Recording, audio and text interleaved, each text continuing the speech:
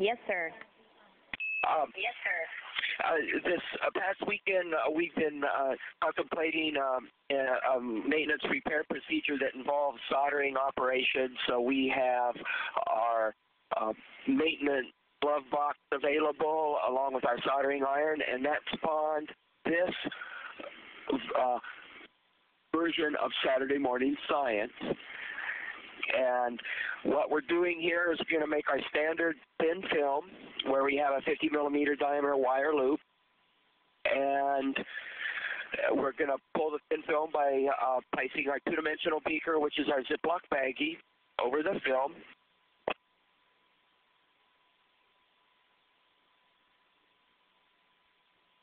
And here we have the film. It's got some small bubbles in it.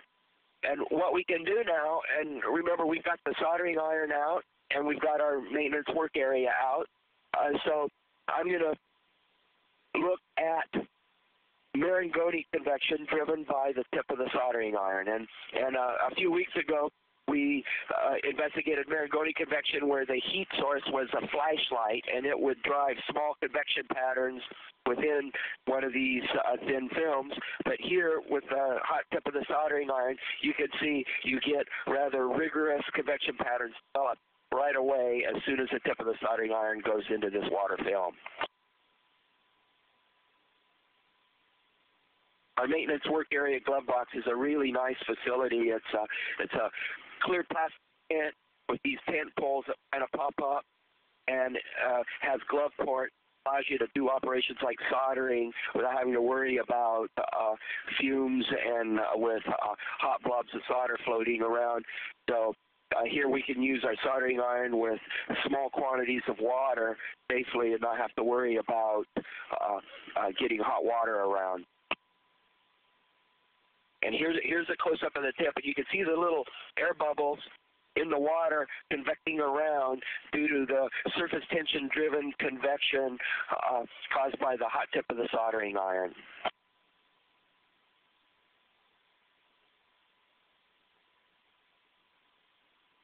And these convection patterns develop almost immediately upon the heat source being added to the water, and they're quite rigorous convection cells which stir the film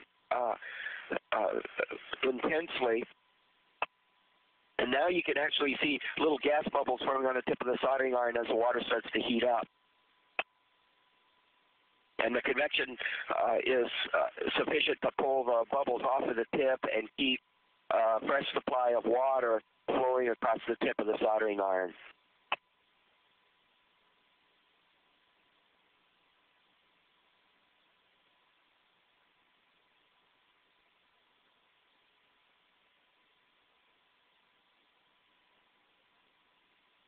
Now, when you devise a series of observations like this, you like to keep the geometry simple so that you can describe what's going to happen with easier mathematical equations. And with the tip of the soldering iron leaning over like this in the water, it makes rather difficult geometry to analyze. So later on, we will keep the soldering iron perpendicular to the film. Here you can see in the film, full rolling boil has developed, and you see gas bubbles forming at the heated surface on the barrel now of the soldering iron. And the bubbles are expelled from the surface by the convection that's developed within the film, and new water circulates around and gets heated. And I found this quite amazing because the first order, the boiling process here, does not look that much different than the boiling you see on the bottom of your pot in the kitchen at home when you're trying to cook dinner. And there, gravitational-driven buoyancy supposedly is what removes the bubbles from the heated surface, and the buoyancy-driven convection driven by gravity keeps things stirred around. But here we do not have any of those forces available, and other forces spring forth and take the place and cause convection to occur in a manner that the first order, not that much different than what you would see on the ground boiling water in a pot. And again, the quantities of water here are just a few milliliters.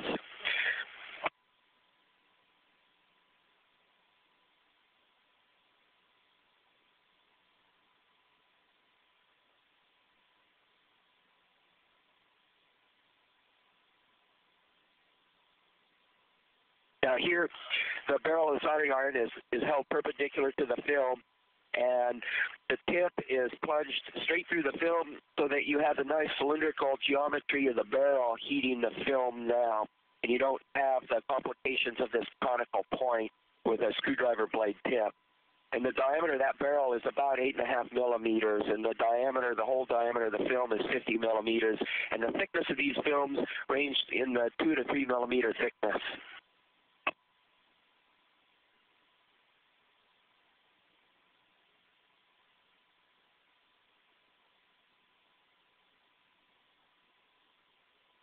Here's a slow motion of the tip penetrating the film, and you can see that the surface tension forces through contact wetting angle distort the shape of the film and pull it up onto the barrel of the soldering iron.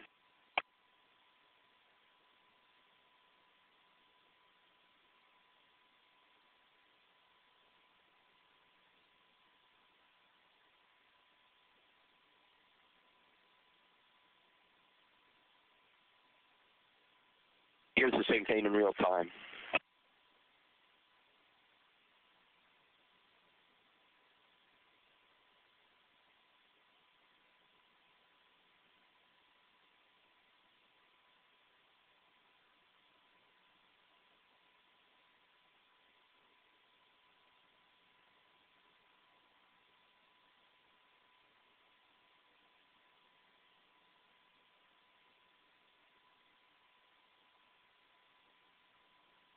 Now, here, a small amount of water, a few milliliters of water was just squirted directly onto the end of the tip, or the barrel of the soldering iron, excluding the tip. Again, so you have a little easier geometry to deal with, and you can see the process of a rolling boil develop, where first you start off with small gas bubbles. They become convected away from the surface of the heated surface and move off into the volume of the liquid. And again, the surprising thing to me about this was the first order doesn't look that much different than boiling occurring in a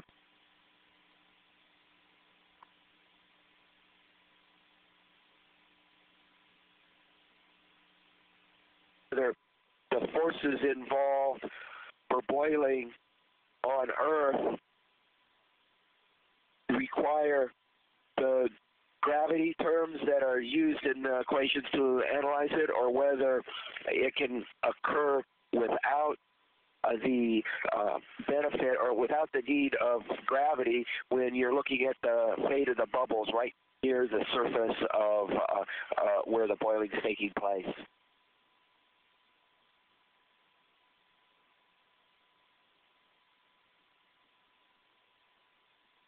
Certainly, when bubbles get expelled from the surface and are within the volume of the fluid, the gravitational terms are significant at that point. But if you're looking at the fate of the bubbles right next to the surface, perhaps there are other forces involved that are more significant than gravity.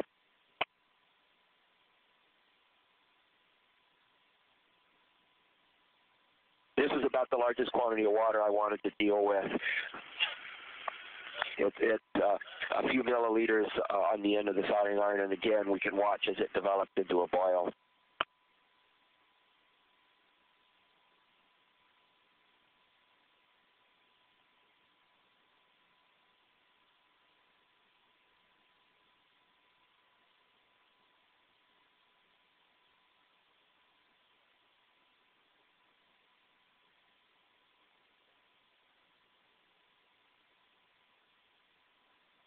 Sometimes one of the benefits of doing observations in reduced gravity like on space station is that you can remove the effects of gravity So a process which it may be common on Earth has gravitational forces involved, and you remove the gravitational forces, and you can see what the process would be like without the gravity-driven forces, and this is a good example of that.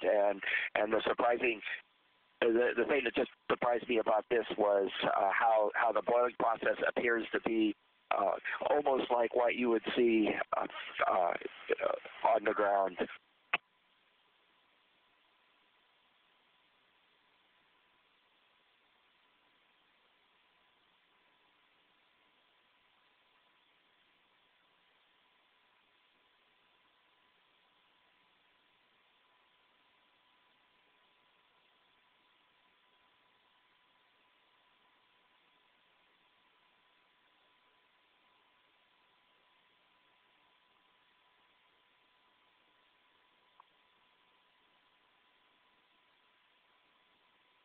We also have thermal gloves available to put over the standard gloves that are in the glove box.